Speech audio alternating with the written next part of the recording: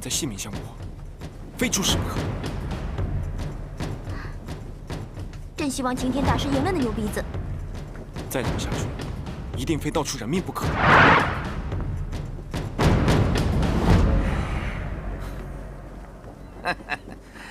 堂堂少林就这点能耐，哼，收拾你绰绰有余。啊！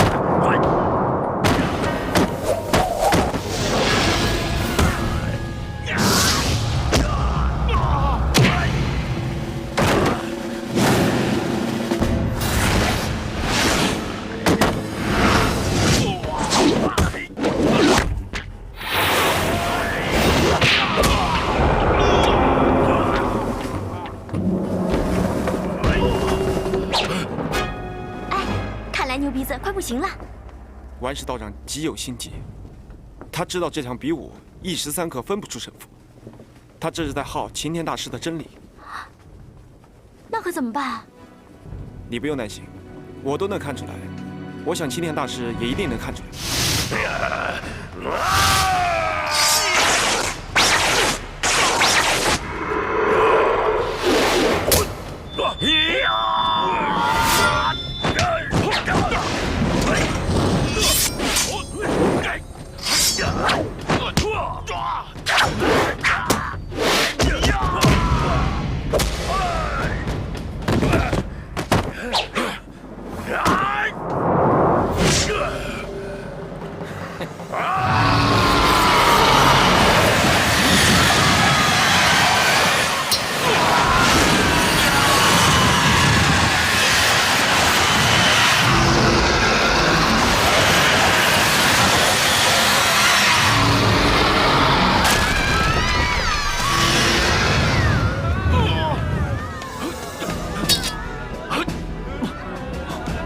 大师，点到为止，不可伤人。拿剑来！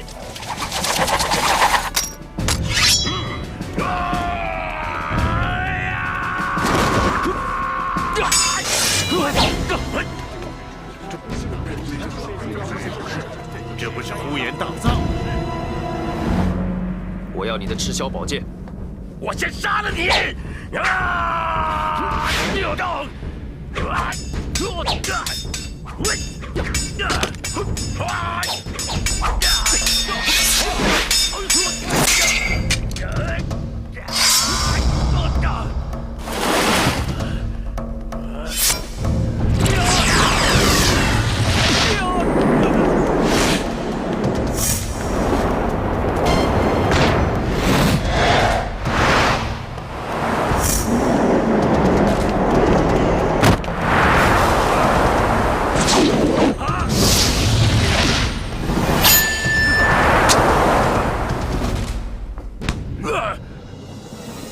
我的剑法。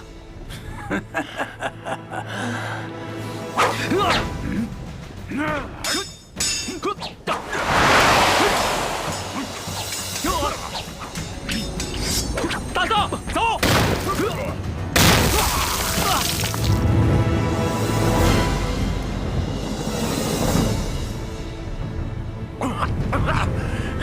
！3天以后就是你的死期。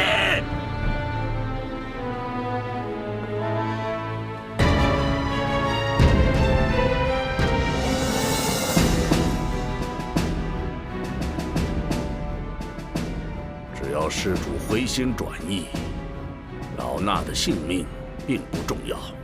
那倒也是，一个德高望重的老和尚，少林一派掌门，竟然将朋友的妻子一藏就是几10年，说不定他自己早就干了不少苟且之事。施主的话，未免太尖酸刻薄。瓜田李下，谁说得清呢？如果老和尚今天死了，那也是一种不错的解脱。一个臭皮囊，何苦太过留恋？好，那我就成全你吧。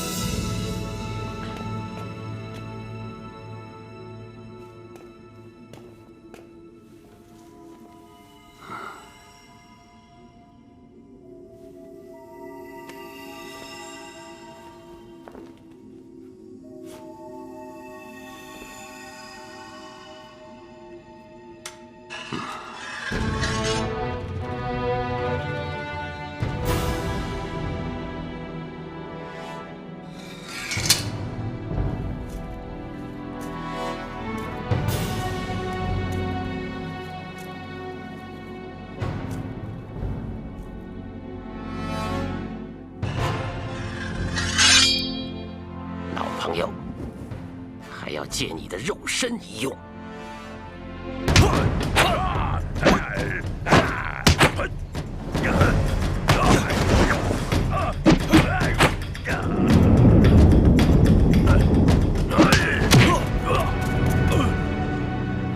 这是什么声音？怎么这么大威力？好像是从山上传下来的。不好！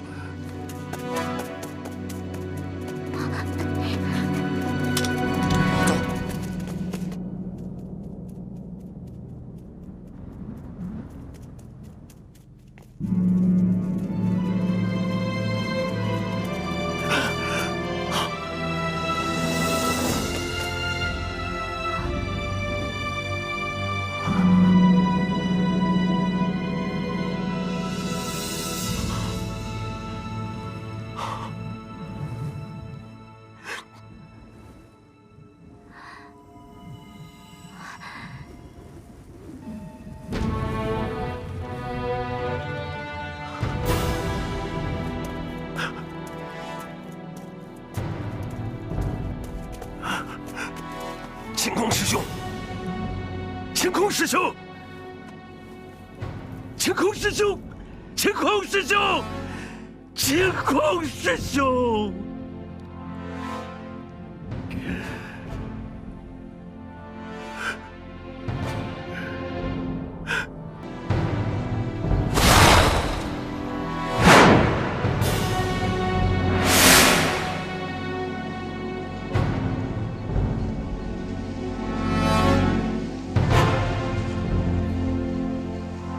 动手吧！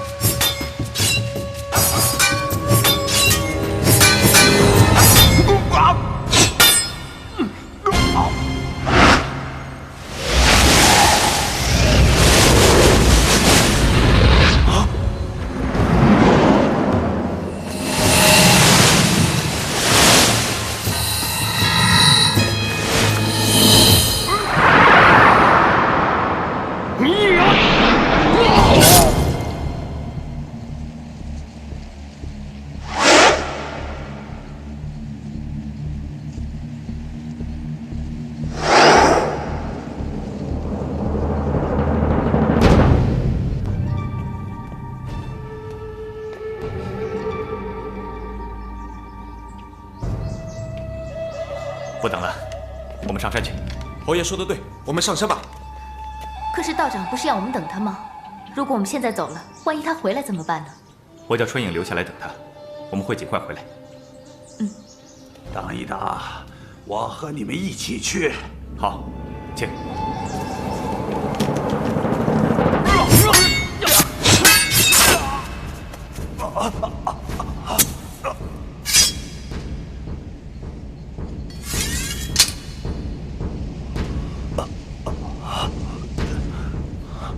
不用比了，你输了，把赤霄交出来。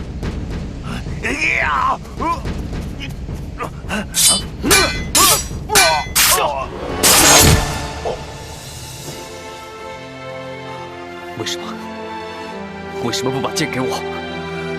赤霄剑绝不能落在蓬莱人手里。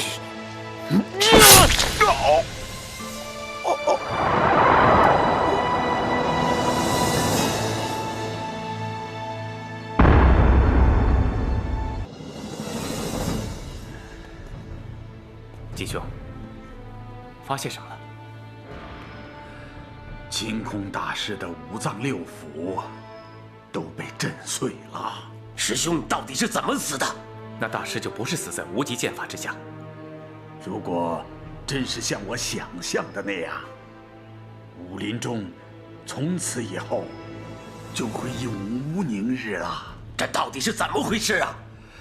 我曾经听我师父说过，在很久以前，江湖上曾有一种很奇怪的武功，叫七煞琴音。七煞琴音。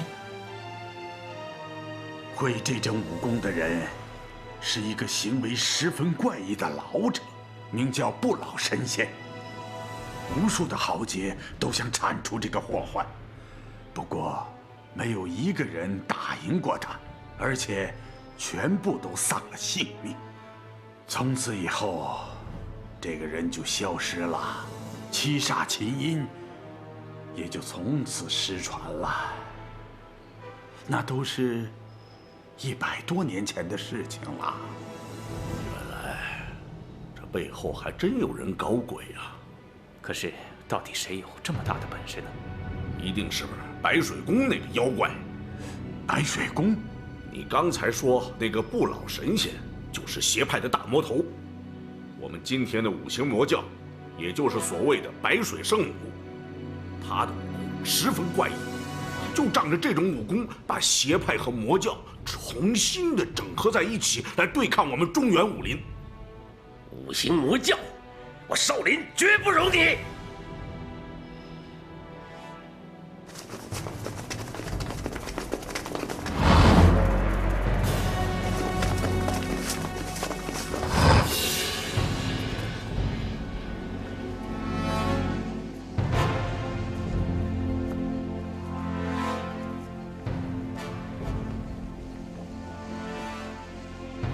你是什么人？老衲少林擎天。原来是你！我听说你在武林大会上伤了武当的顽石道人。老衲一时冲动，和道长动手，实在是追悔莫及。今日前来，正是要将功补过的。什么意思？老衲今日是来要你的命的。顽石不该死，该死的是你。什么乱七八糟、莫名其妙的东西！老衲今日倒是要看看，是你的七煞琴音厉害，还是我的狮子吼更强？什么七煞琴音？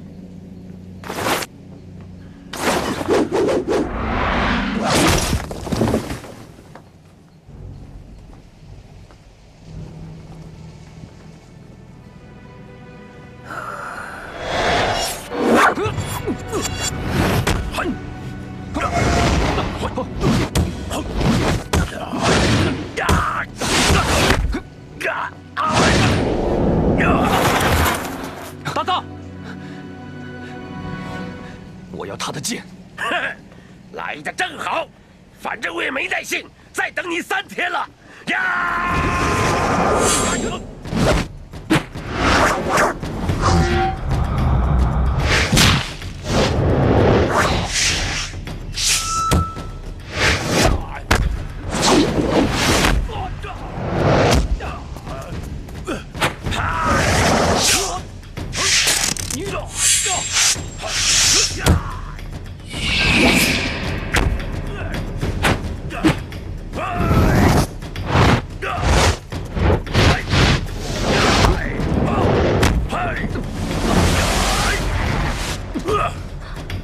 还不用绝招！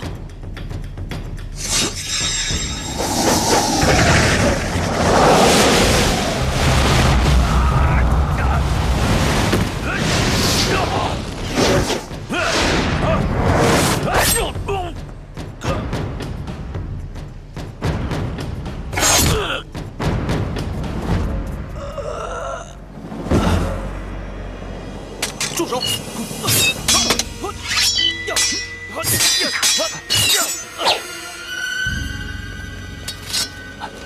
大师，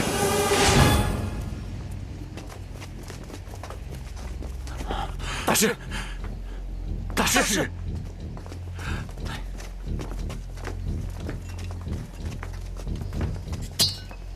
怎么，黄河大侠也想争当武林盟主吗？铲除魔教，武林中人责无旁贷。王某今天就是要争做这个武林盟主，号召天下的武林侠士，彻底剿灭你们。那是你一厢情愿罢了。你有没有福气当这个武林盟主就不一定了。不过我倒是乐意你这个蠢材做这个武林盟主。休得放肆！黄河大侠可否答应我一件事情？如果你真的当了盟主，我希望能和你打一仗，决出胜负之后，全天下武林都要听命新盟主，不可再有什么不满和挑衅。你好像能做武林盟主一样。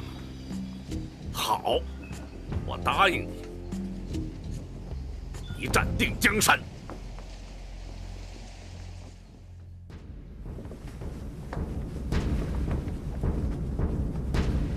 诸位武林同道，武林盟主的推选，本来是我们中原武林的大事，五行魔教却来争夺盟主之位，难道我们能够拱手把盟主让给魔教吗？绝不答应！绝不答应！绝不答应！绝不答应！绝不答应！原来我们是想通过比武来选举，可是魔教从中作梗，先是挑起武当和少林的误会，致使顽石道长身受重伤。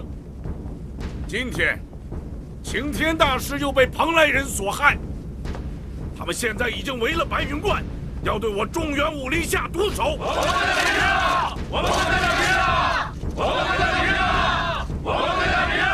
我们在这里了！我们在这里了！我们在这里了！对，我们是要跟他决战，但是不能像现在这样一盘散沙。现在我们已经没有时间来慢慢选举武林盟主了，我们更不能像以往那样，一个个上擂台来较量。往年总会有不少高手受伤或丧命，我们需要每一份力量来对抗魔教。所以，今天王某不才自荐出任武林盟主。如果有谁不服的话，可以上来挑战。武林盟主应该通过比武来选，怎么能自封呢？他算什么？凭什么他当武林盟主？这武还没比呢。非常时期，他也是迫不得已。王某也是希望在最短的时间里选出盟主来对抗魔教。不知大家意下如何？我反对。奉天，要不是我和擎天比武，怎么轮得上你做武林盟主？做武林盟主虽然不必出自名门，但至少不能跟邪教扯上瓜葛。这位王大侠的母亲，不但身为邪教中人，而且他的女儿还和那个呼延大藏有着扯不清的关系。没错，在下的母亲是魔教中人，我的女儿也因为一时糊涂，与魔教扯上了关系。珠儿，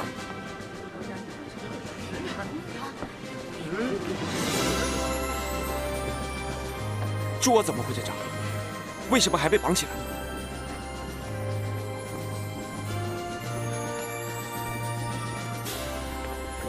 珠儿，你是我的女儿，我的亲骨肉，听我句劝，别再执迷不悟了。真没有想到是你啊！你亲手杀死了奶奶，我恨你，我恨你啊！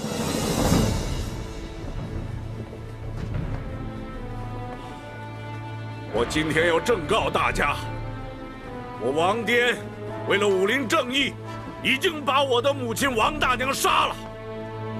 他带人暗闯白云观，杀了许多武当道士。为了武林正义，为了天下人的正义，我不得不这么做。古人尚可大义灭亲，难道我王颠还不如古人吗？今天，我就把我的女儿交给全天下的人，让大家看着发落吧！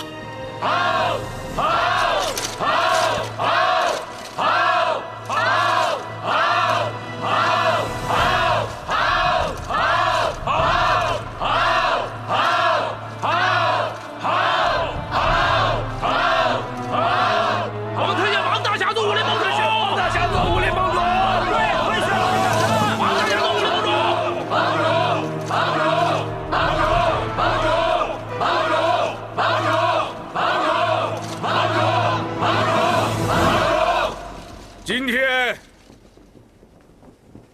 要做的第一件事就是剿灭魔教。好大的口气啊！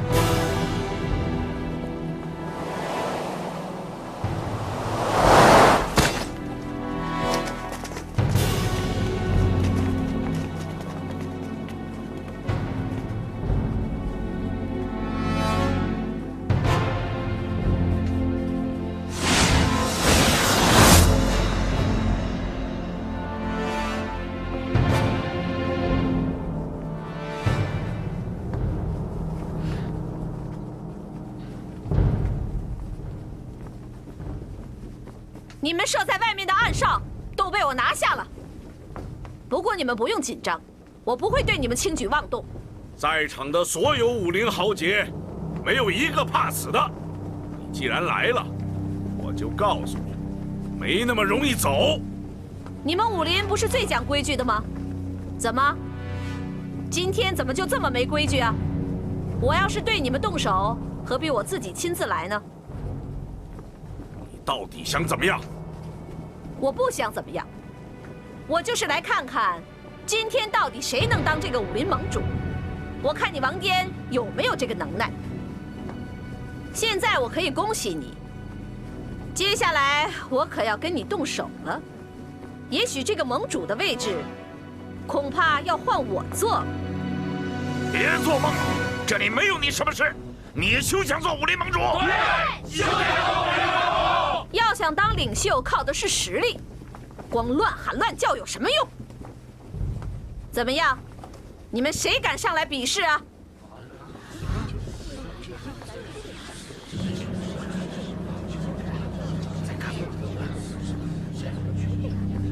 王颠，你这一仗是敢打还是不敢打？怎么，害怕了吗？你别忘了，我们可是有约定的。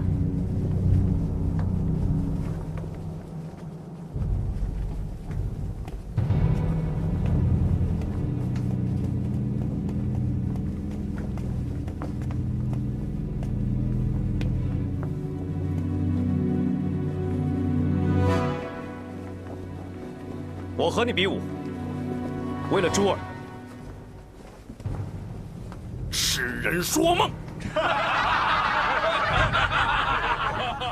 如果我赢了，赤霄宝剑和珠儿，你都交给我。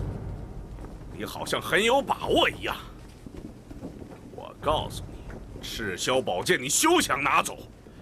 只要我还有一口气，我就绝不允许我的女儿和你在一起。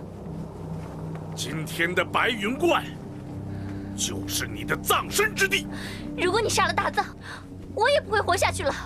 如果我死了，就没有人阻止你们了。只要我还有一口气，绝不允许你和他在一起。慢着！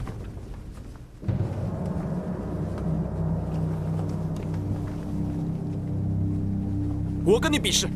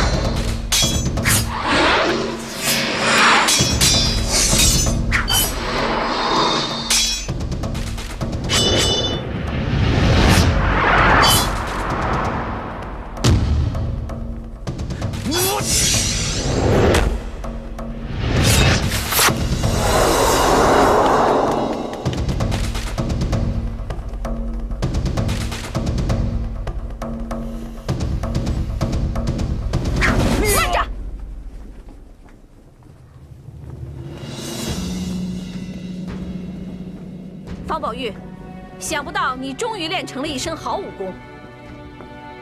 王爹，大藏是向你挑战，是为了夺得武林盟主的赤霄宝剑。可这个人有什么资格向大藏挑战呢？难道说打败了他，就等于打败了你，就能得到武林盟主和赤霄宝剑吗？这个蓬莱人杀了我们无数豪杰，这样的魔头，人人得而诛之。如果是比杀人，那好办。只要我一声令下，围山城的火魔神兄弟就会把这儿烧成灰烬。盟主，希望您能同意我和大藏比武。好，今天本盟主特准方宝玉与呼延大藏比武。王爹，这就算完了吗？这未免太荒唐了吧！我可以告诉你，呼延大藏是我的义子，他有权代表我出战。如果他输了，我会马上离开白云观，从此不再涉足中原武林。可这个人和你非亲非故，他凭什么？如果他赢了也就罢了，如果他输了，那你是不是再弄出个李宝玉、张宝玉来？难道我们就一直打下去？是不是要把在座所有的人都杀光，这才算完呢？如果真是这样，那还真不如我现在一声命令，让这所有的人全部死掉。方宝玉乃清平剑客白三空之后，出身名门，与我们王家也是渊源极深。今天，我就将小女许配给方宝玉，诸位英雄做个见证。你收了个蓬莱人做义子，有什么资格做武林盟主？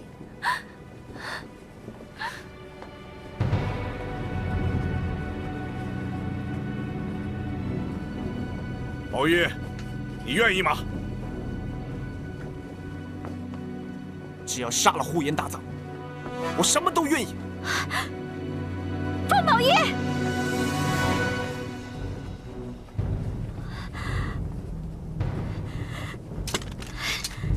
奔月，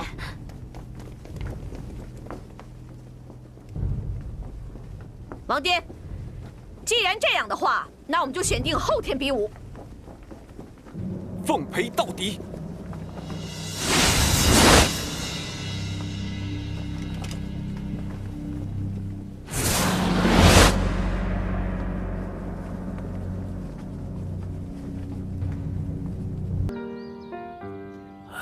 都怪我一时冲动，难为了少侠。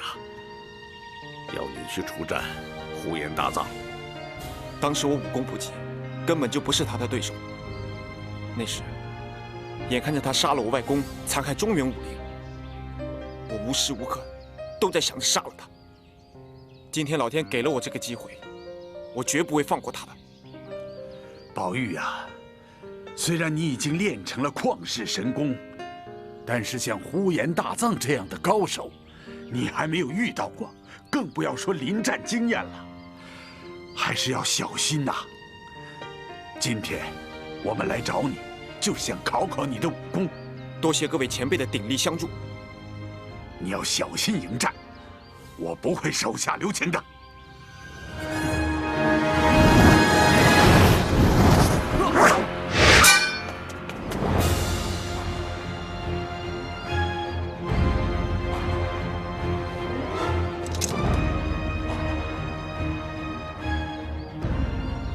宝玉呀，今天我就用大藏的功夫来考考你。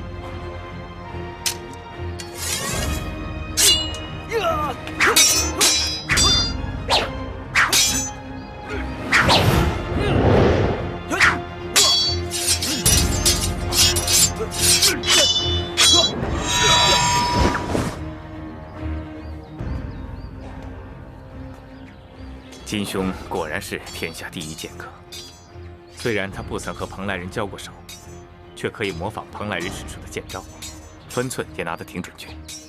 宝玉的功夫更是惊人，这孩子因为从小外公不准习武，从来就没有好好练过一点功夫。哎，现在居然能和天下第一高手对决，不可思议呀！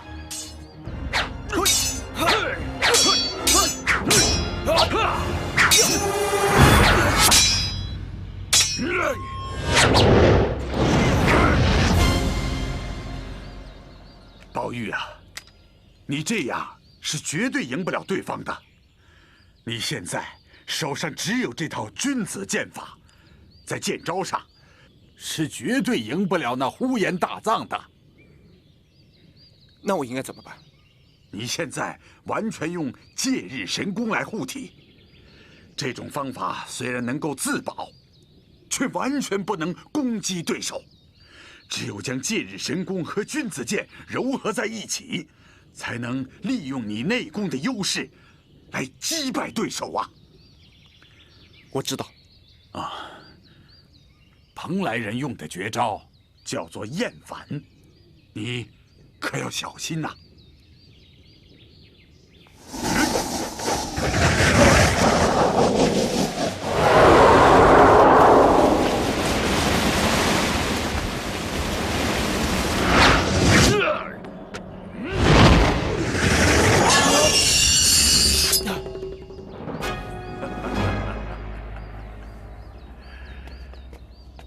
如果破解了厌反，就可以打败大藏。你要记住啊，一定将戒日神功和君子剑融汇到一起，才能够取胜啊！宝玉知道。有了宝玉的神功，就一定能让呼延大藏束手就擒。王大侠，有件事情，希望你一定答应我。啊，走，我们到里面去说。走。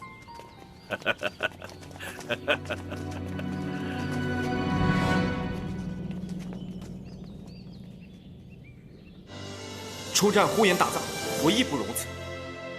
不过，我绝对不能娶珠儿为妻。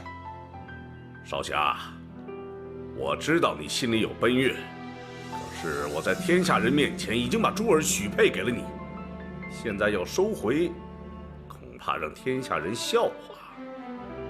哎，其实呢，你应该考虑清楚，再将珠儿嫁给宝玉的。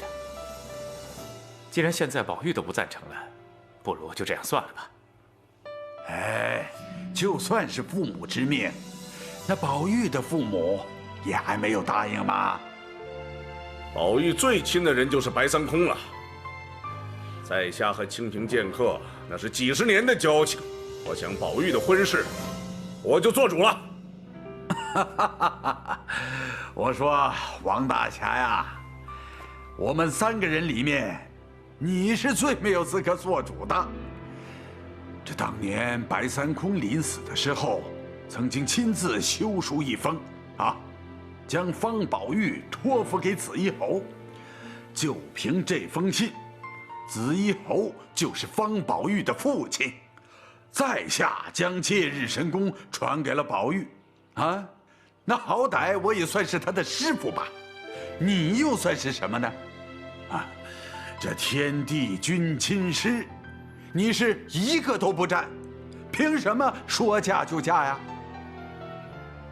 要是让我说出来，你们3个得先发个誓，这个事儿不能让任何人知道。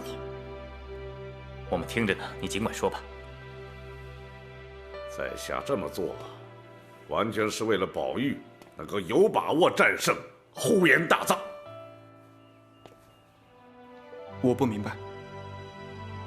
这个蓬莱人现在最在意的就是我那个宝贝女儿了。如果让宝玉和珠儿成亲，那个蓬莱人一定心智大乱。到了那天，宝玉你和他比武的时候，旁边站着珠儿，你们说呼延大藏他还怎么打？这招攻心为上确实是厉害。不要说宝玉已经将神功练成，就是没有练成，也有很大的机会在比武中占得上风啊！不管怎么样，我绝对不能娶珠儿为妻。所以，你们几个现在最重要的是不能让任何人知道这件事，否则的话，那就是前功尽弃了。至于婚礼嘛，还是要举行。宝玉，我答应你和奔月成亲。真的？不过，对外要称是和珠儿成亲。这招瞒天过海，如果要是成功了，呼延大藏，他是必死无疑呀！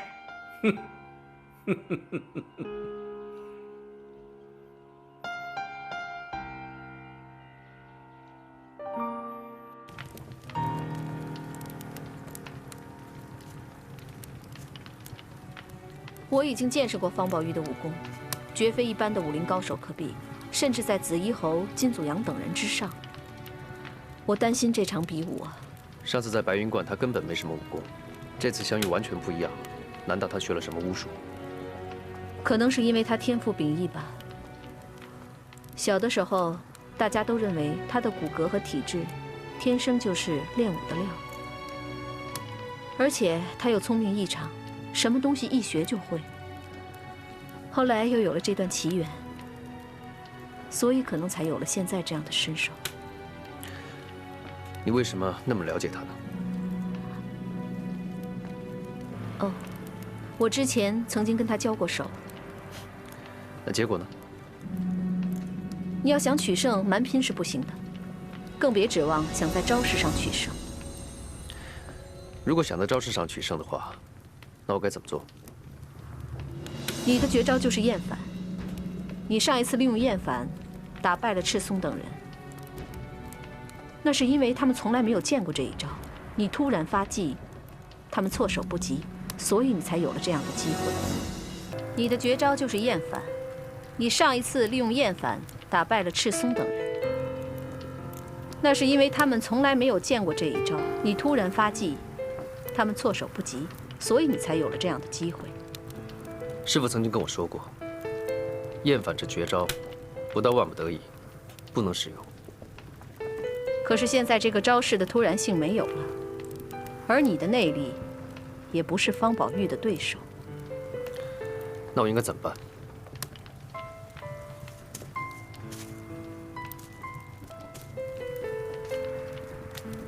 方宝玉的武功刚刚练成不久。临敌经验不足是他最大的弱点，所以我认为你应该利用自己的经验丰富，随机应变，争取主动，这样你才有机会。你有取胜的把握吗？我会尽力而为。一定要有必胜的信念才行。尽力而为是弱者的借口。不用担心，我的厌反没有人可以破解。可是你知不知道？今天金祖阳用你的厌反攻击了方宝玉，结果被他化解了。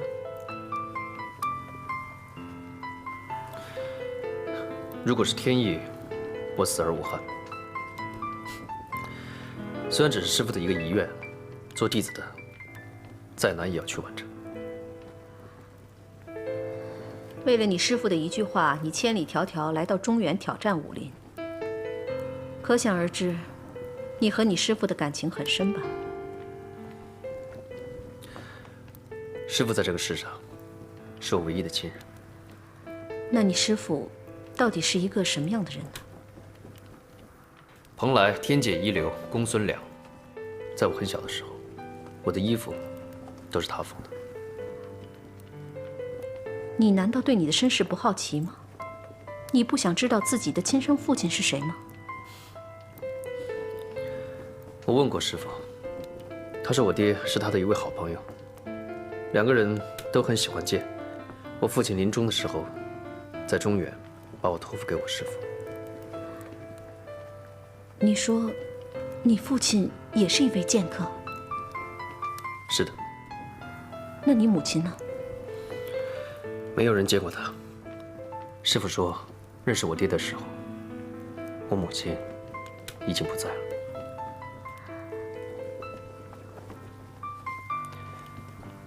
这个是我爹留给我唯一的东西。能让我看看吗？虽然爹不在了，但是他还在。就像我爹在我身边一样。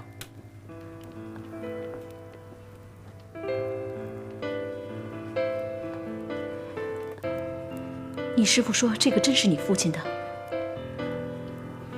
师父说的。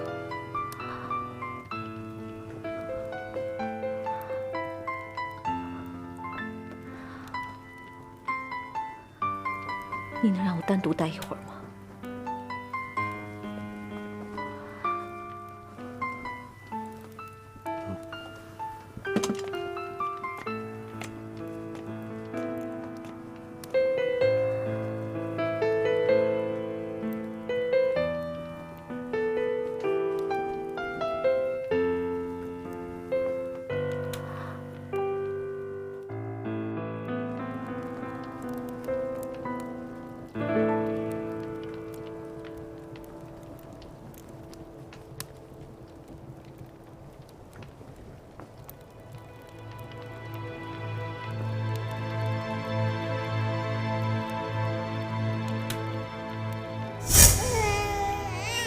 燕珠，让你受苦了。没有，我只要能跟你在一起，就心满意足了。你跟我在一起，我什么都给不到你。但你放心，我一定会让你过上好日子，让你衣食无忧。飞腾，你知道我要的不是这些。我知道，可为了我们的孩子，我也必须这么做。孩子，你来到这个世界上，爹什么都给不到你。飞腾，这是你当年给我的信物，不如就把它送给我们的孩子吧。这合适吗？这有什么呢？只要你能永远待在我们母子身边。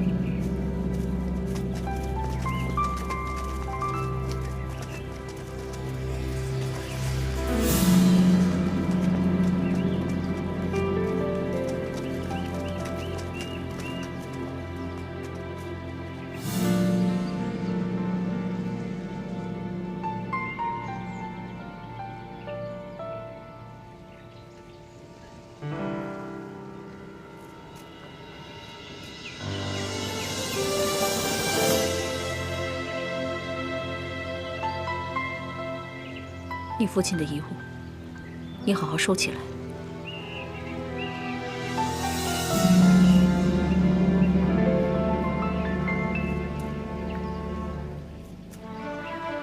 圣母，是不是有什么事？你是不是认识他们两个？你师父常到中原找寻冥剑。是啊。他说过，传说中有9大冥剑，他已经得到2把，但在他死之前，还念念不忘要找到其他几把，所以我来到中原。那你知道那2把冥剑的名字吗？干将、莫邪。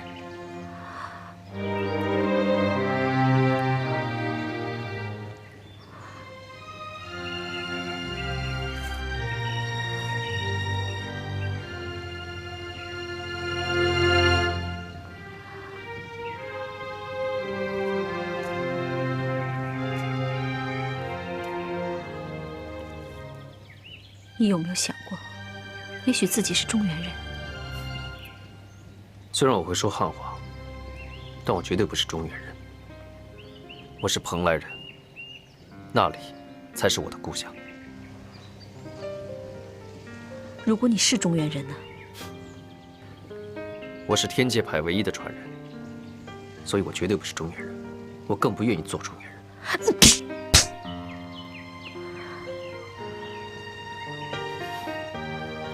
我始终就没变过。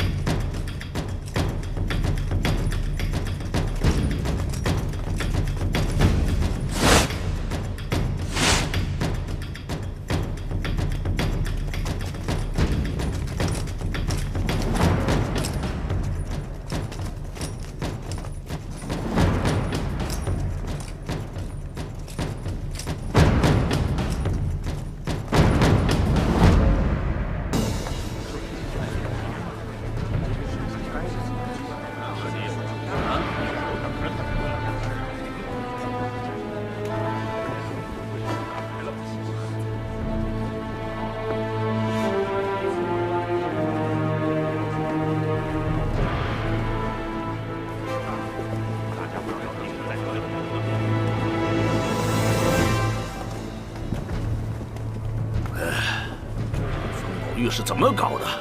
怎么到现在还不到？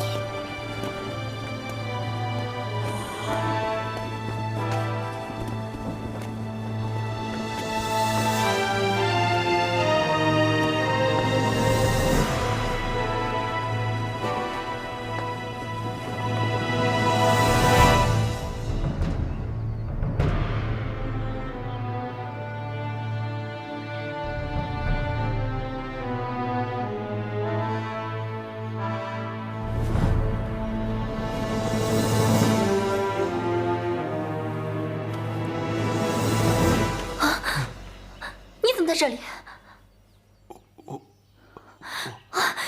都干了什么？我不知道。你不知道？你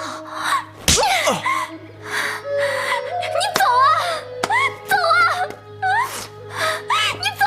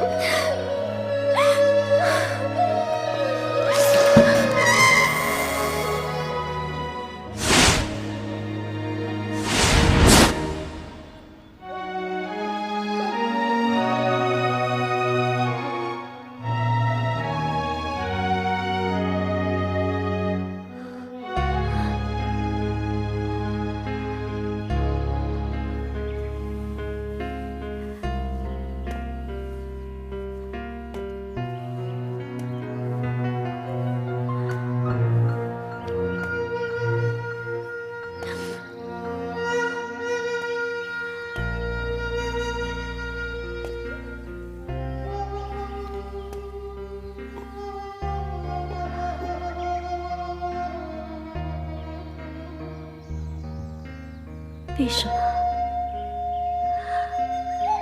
为什么？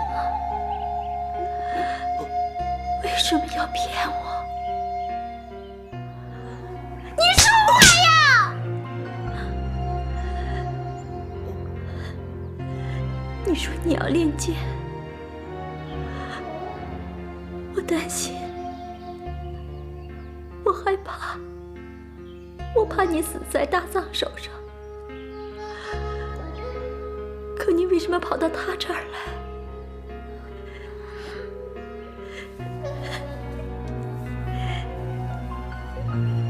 你安的是什么心？我没有。方宝玉，你是个骗子。你说你会永远爱我，不再让我受委屈。原来都是骗我的。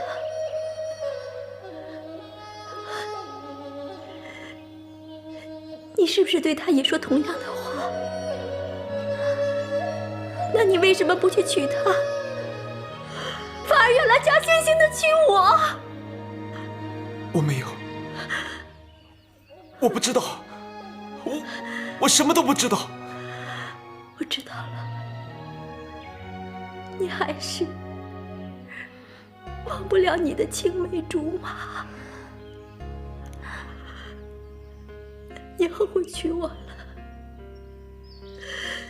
你后悔了。不是这样的。方宝玉，今生今世，我都不想再见到你，我都不想再见到你。本月。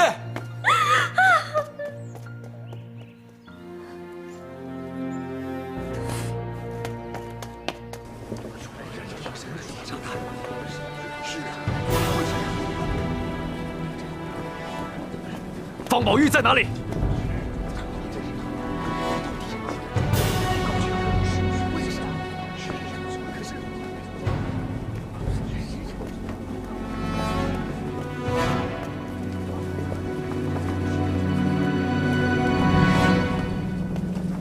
本月，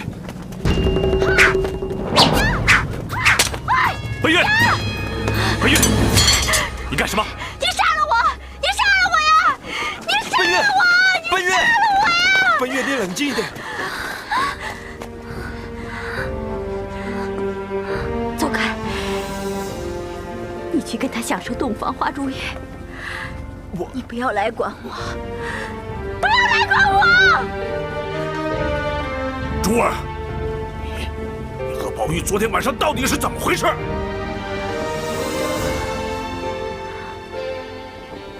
对了，宝玉，把这件事情说清楚。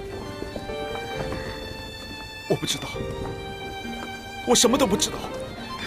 我不知道为什么会在珠儿的房间。大桑，对不起。方宝玉，是不是真的？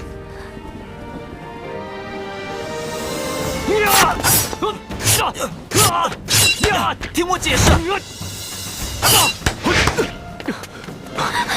要！不要！不要！不要！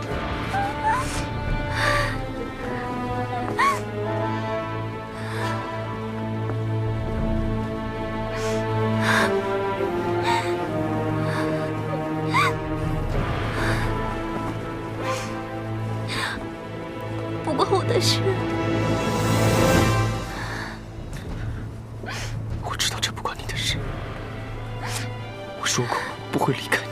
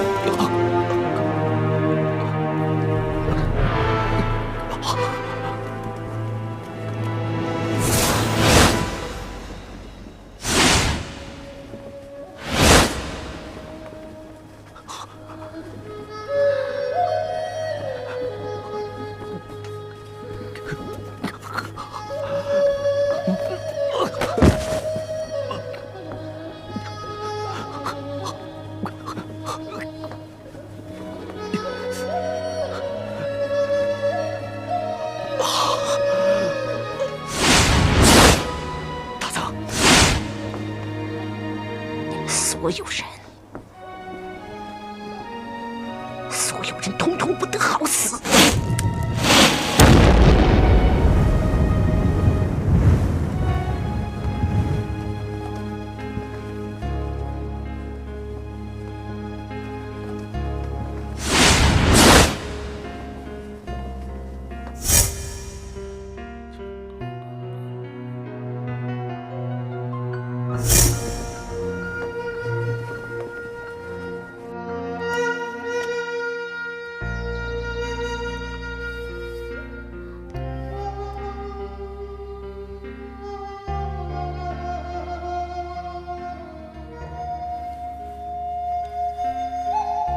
你们两个好好照顾他。是侯爷。发生了这样的事情，你到底有什么打算呢？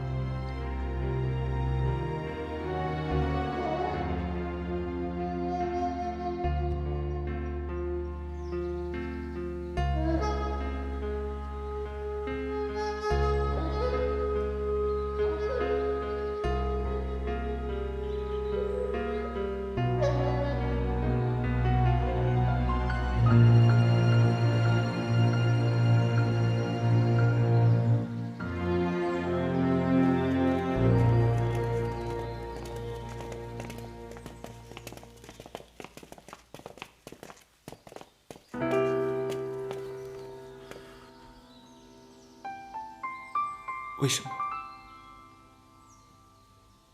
你们说，这是为什么？怎么会变成这个样子？我到现在还没理出个头绪来。为什么洞房里的本月，却会变成了珠儿？明明和我结婚的是本月。为什么我会在珠儿的房间里？是啊，这事儿就更奇怪了。哎，宝玉，你再好好想想，昨天晚上我什么也想不起来。为什么会发生这样的事情？而且珠儿为什么会变成这样？她为什么要杀大藏？他不是一直都爱着大藏吗？难道说他听了我的话，他后悔了？他不再爱他了？几位，依我看来，珠儿好像是被人下了毒，才会杀大藏的。侯爷，何以见得？珠儿走入广场的时候，双目朦胧，目光凶狠。诸位行走江湖多年，想必也都知道，这种症状就是中蛊之象。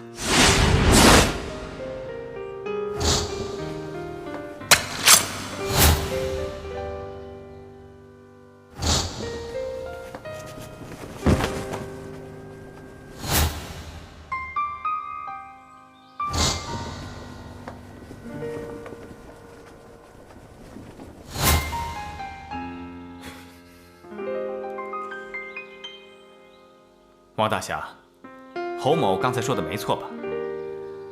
侯爷，你这话是什么意思？若想人不知，除非己莫为呀。金大侠，听你这话的意思，是我王某往自己的女儿身上下毒了？王大侠，明人不做暗事。子怡侯、金祖阳，你们在这里说话一定要注意一点。王大侠作为武林盟主，怎么会做出这种事呢？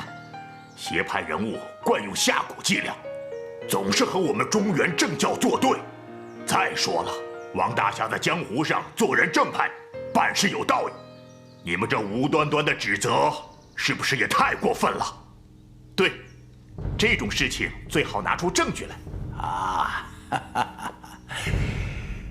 这就是证据。这是只有在滇南黑云洞才有的陶罐。这是他们在攻打我酒池肉林时，我装毒虫用的陶片。当年，他们也是为了夺取一批巨宝，曾来找我金某的麻烦。一场厮杀是尸横遍野，到如今，在川南的丛林里还躺着无数的白骨。他们就是被我们下了蛊，自相残杀而死的。哼，这就是证据。明眼人一看，就知道发生什么事了。是不是你？是不是你对珠儿下了蛊？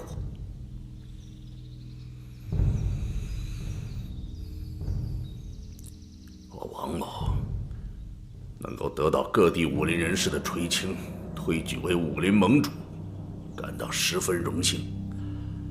虽然是义不容辞，可确实是有违我独往独来、与世无争的个性。盟主侠义心肠，路人皆知。盟主肯为武林放下坚持，实在是武林之福啊！这几天，白水宫五行魔教肆无忌惮地驻扎在山下，搞得武林上下人心惶惶，坐立不安。我也是前思后想，只能在情和义上选择其一了。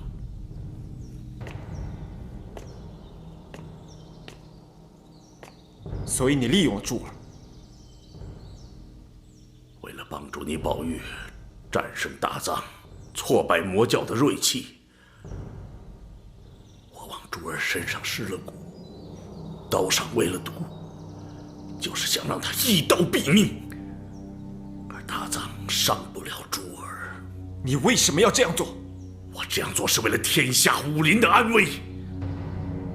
别说是牺牲一个珠儿，就是搭上我这条命也在所不惜。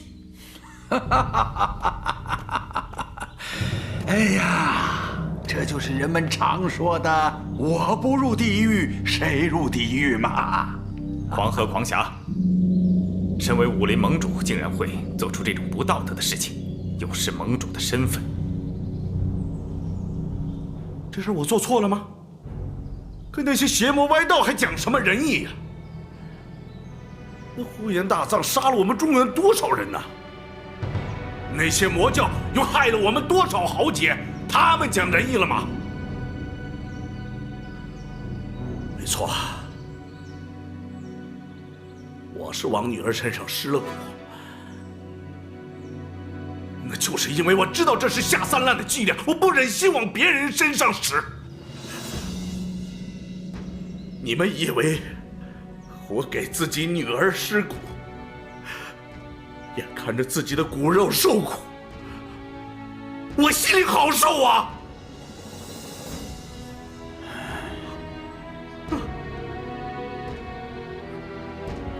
那昨天晚上，我和珠儿的糊涂账，也是你的幕后操控。我做这事对我有什么好处吗？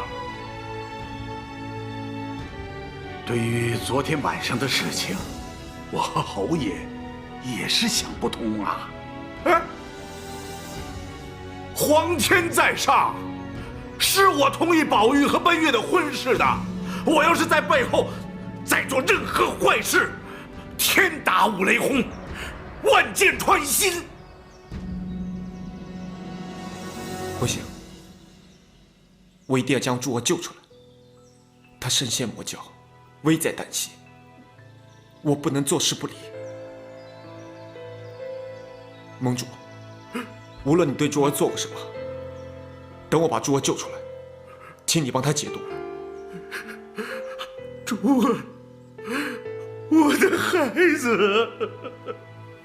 侯爷，侯爷，奔月醒了，他想见宝玉。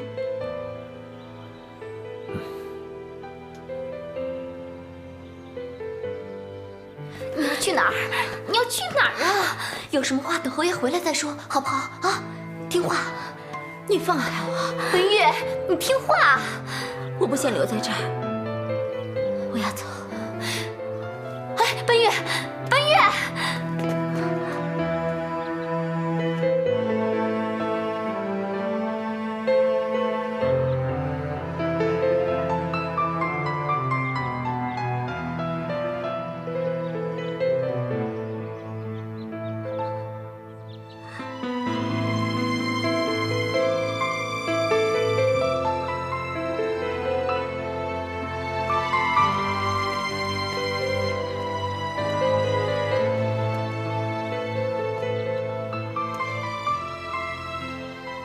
奔月，你相信我，事情不是你想的那样，我是被人陷害的。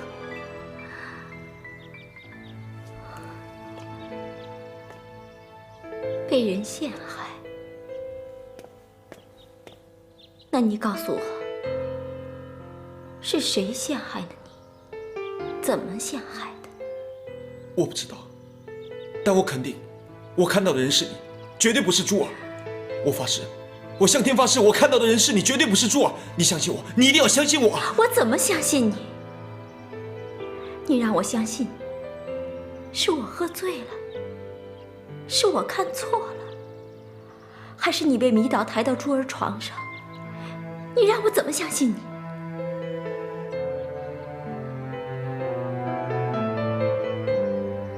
我知道，我是跳进黄河也洗不清了。等我把珠儿救出来，再当面向你解释。到了这个时候，你还想着他？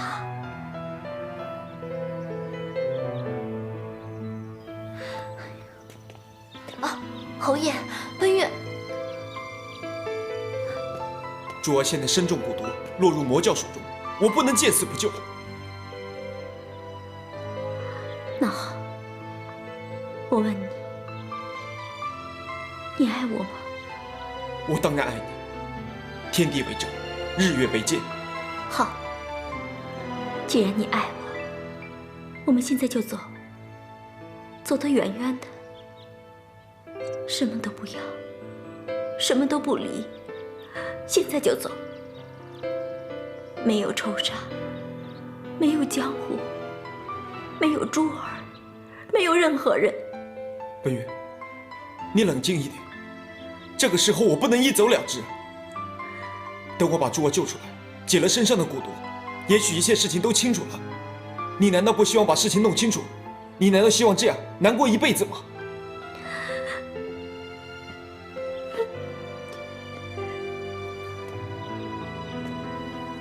奔月，宝玉说的没有错，你要冷静点。我怎么冷静？事情发生在我的身上，你让我怎么冷静？救珠儿我同意，可为什么一定是他？你不也是大侠吗？你为什么不去？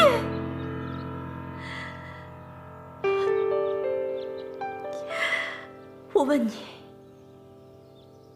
你是要去救珠儿，还是跟我走？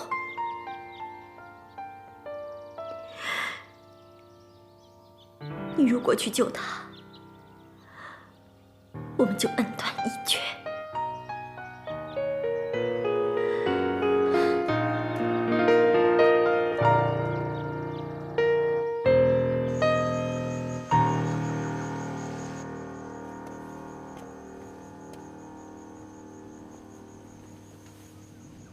刀上有毒，而且已经开始蔓延，若不尽早医治，可能性命不保。可是这里少医少药的，我们要怎么治呢？生母，这个女孩怎么办？生母，去死吧！大藏，大藏呢？大藏不是跟宝玉去决斗了吗？大藏他，大藏是不是发生什么事了？大藏发生了什么事你不知道吗？啊，你刚才对他做了什么你不知道吗？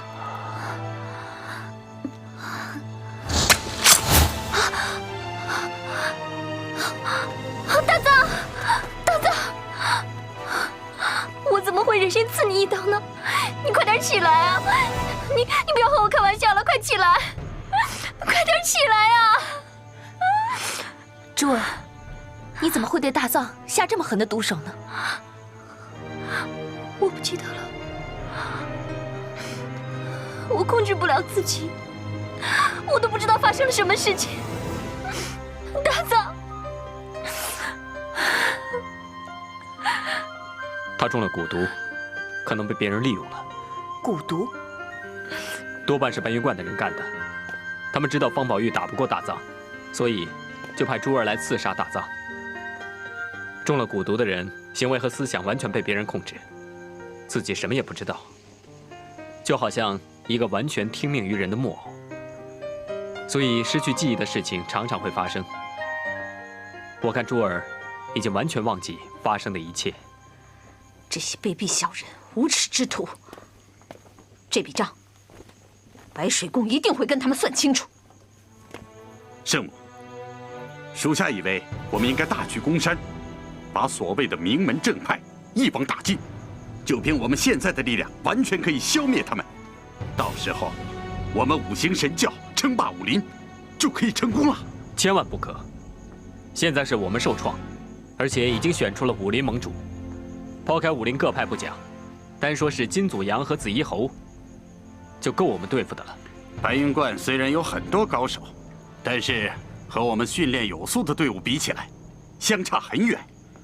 我们不和他们单打独斗，只要调度有方，我们就可以把他们全部歼灭。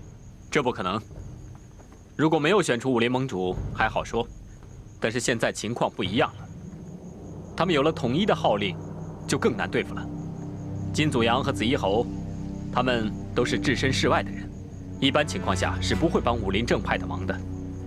如果我们攻得紧，那就很难讲了。而且，现在大藏身负重伤，我看还是先退吧。好，就照木狼说的办。你们马上准备撤回白水宫。圣母，此刻正是剿灭少林和武当的好机会，我们不能因为这一个人而改变我们的全盘计划。你如此鲁莽，我们如何能成功呢？这个蓬莱人身中剧毒，已经无药可救。他一个人的性命可以不要，但是我们五行神教称霸武林的大势不能改变。你说什么？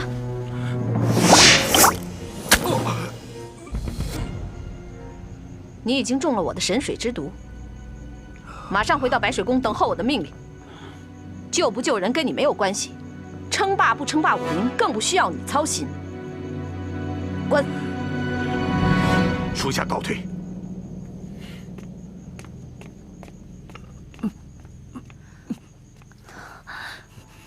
大藏，大藏，再这样下去，大藏就会命在旦夕的。我们到底该怎么办？现在当务之急是赶快离开这儿，找个落脚的地方。我想白云观里一定有人知道如何解大藏身上的毒。如果我们就这么走了，恐怕大藏会更加的危险。现在白云观里能救大藏的只有他了。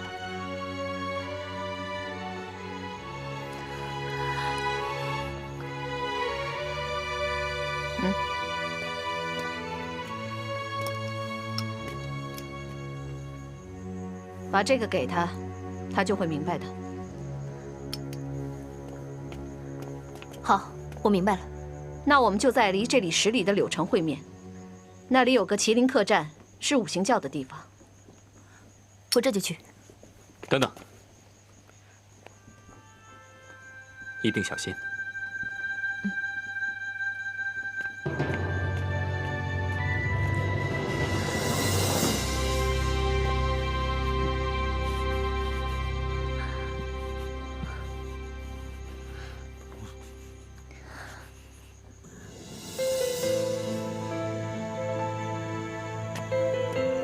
夏晨，侯爷，奔月怎么样了？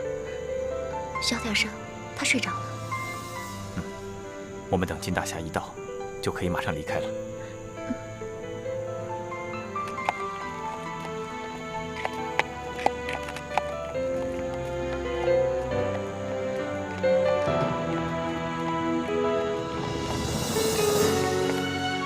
白水圣母毕竟是邪教，所以你们要小心一点。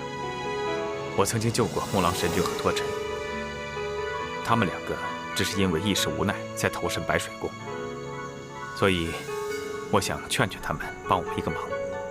不过万事要小心点，不可鲁莽。是，不过我怕一时难以发现他们的行踪。其实那个地方很接近他们的营地，也是擎天大师和大藏交手的地方。你朝着那个方向去的话，应该没有问题。宝玉啊，你虽然武功高强，但终究涉世未深，遇事可需要小心呐。宝玉知道。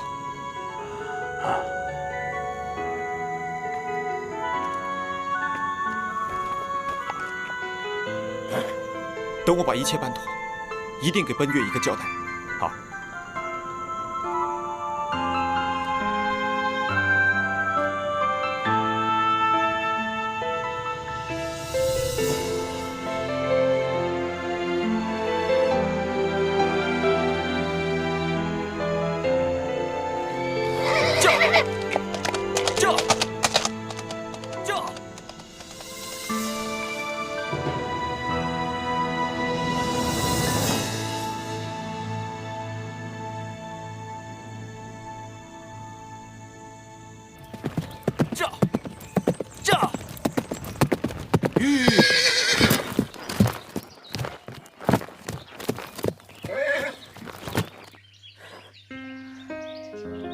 脱尘。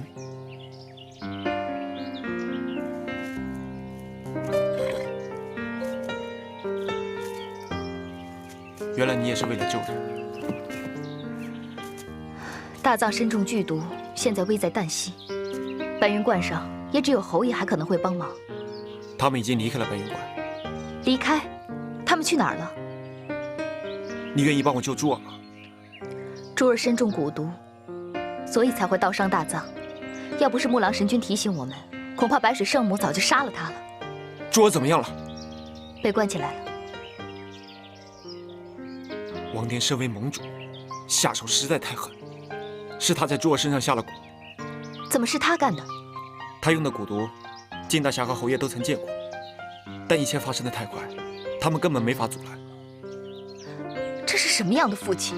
怎么会对自己女儿下这种毒手呢？侯爷说过，你和木狼神君都是迫不得已才加入了白水宫。我希望你帮我救珠儿。其实相处久了，你会发现白水圣母这个人并不坏。今天既然是这样的局面，你要救珠儿，我要救大藏，不如我们来做个交换。怎么交换？我告诉你白水圣母和珠儿的下落，你告诉我紫衣侯在哪里。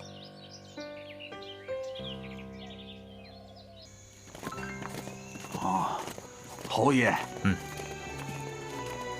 你们现在奔月回侯府老宅，我和金大侠还有事情要办。我们会的。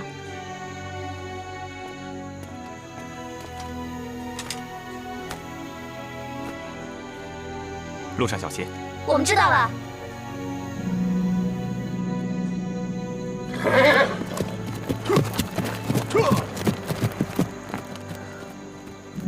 走，奔月，吃东西了。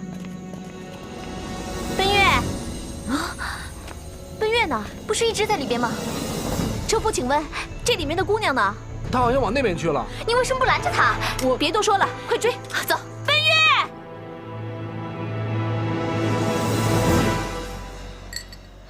你怎么老是不听我的劝告呢？我都警告过你多少次了？我跟你说过，跟他在一起，你不会有什么好结果的。看看你，搞成现在这个样子，多傻呀！我为什么会在这儿？珠儿刺了你一刀，刀上有剧毒，所以我带你在这里疗伤。珠儿在哪儿？你现在还想着她？我要去找她。你给我躺下，快躺好了啊！她没事的，我已经把她给抓回来了。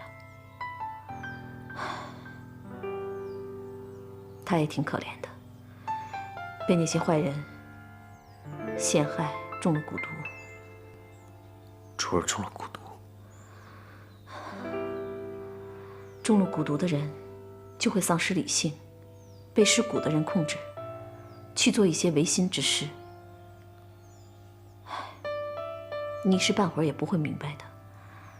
再说，你现在这个样子，怎么去看他呀？他会不会有生命危险？你担心自己行吗？你放心好了，脱尘啊，已经去找解药了。我相信他一定会有办法的。这麒麟客栈是我们五行教的客栈，你在这里会比较安全。我带你在这儿待几天，然后再回去。为什么要在这里？这麒麟客栈呀，它地处在柳城比较偏僻的角落，在这里养伤比较合适。在这个不远的地方有一处望崖，风景特别好。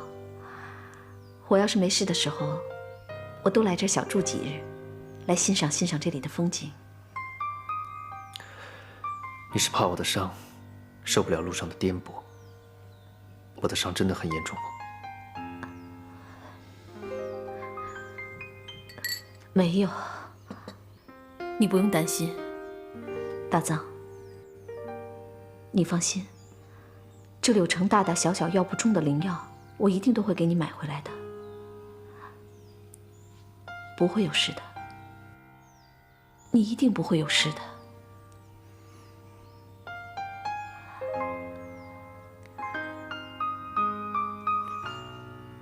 你为什么对我那么好？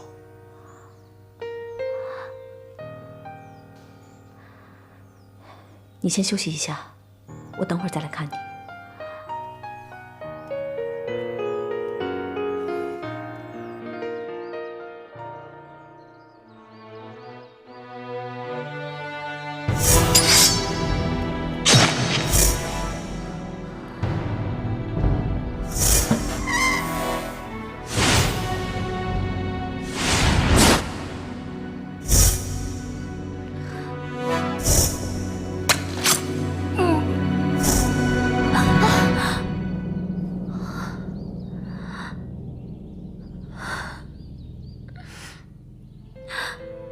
我真的不知道为什么会这样。别想了，不是你的错，你是被别人利用了。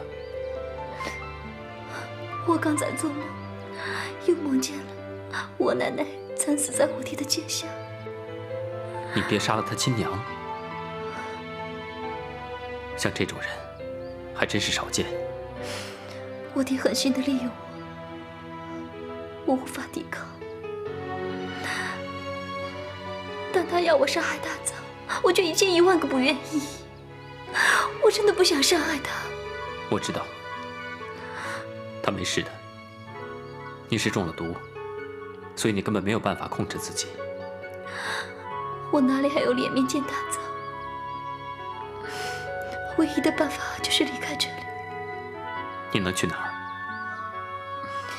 天涯海角。只要不再见大藏，不见到我爹，天地间总该有我的容身之处。你身负剧毒，随时都有可能发作。你一个人走，出了事情怎么办？一切就看上天的安排。别想太多了，好好休息吧。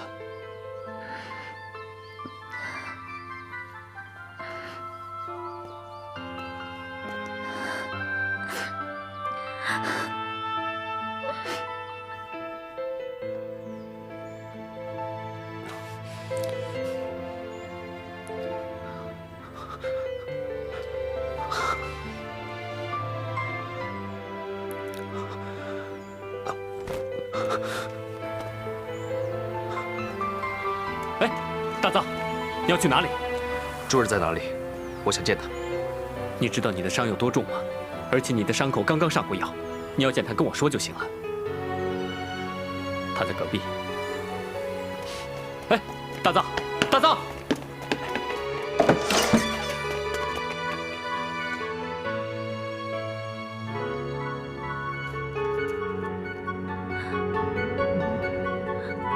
为什么？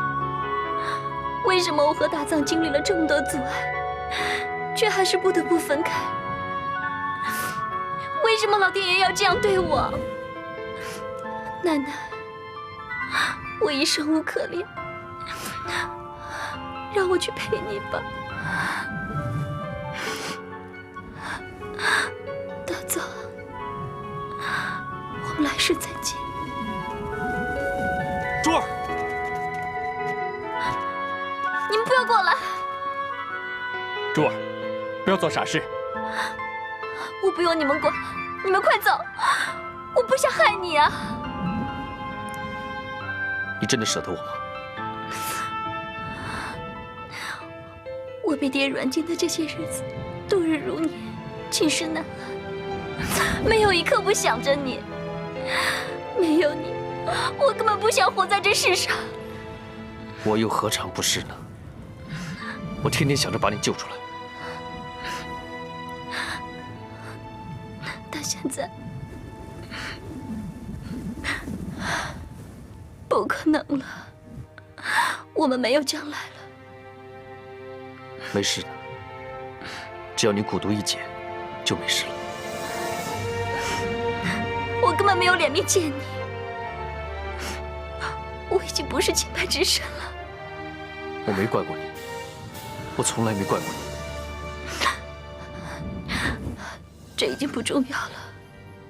全天下的女子都想把自己献给最心爱的人，如果不能，就是不贞不洁，不清不白。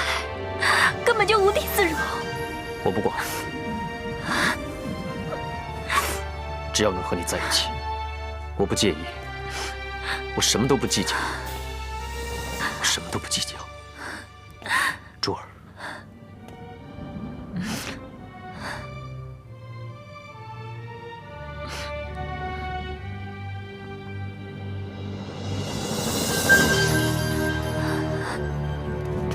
不要！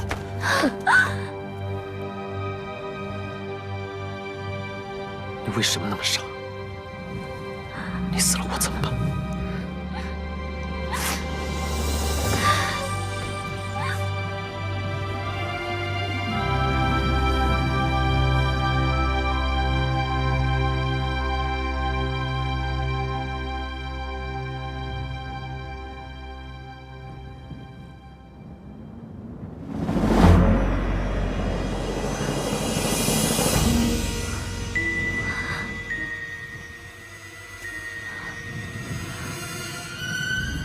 对不起，我们分开吧。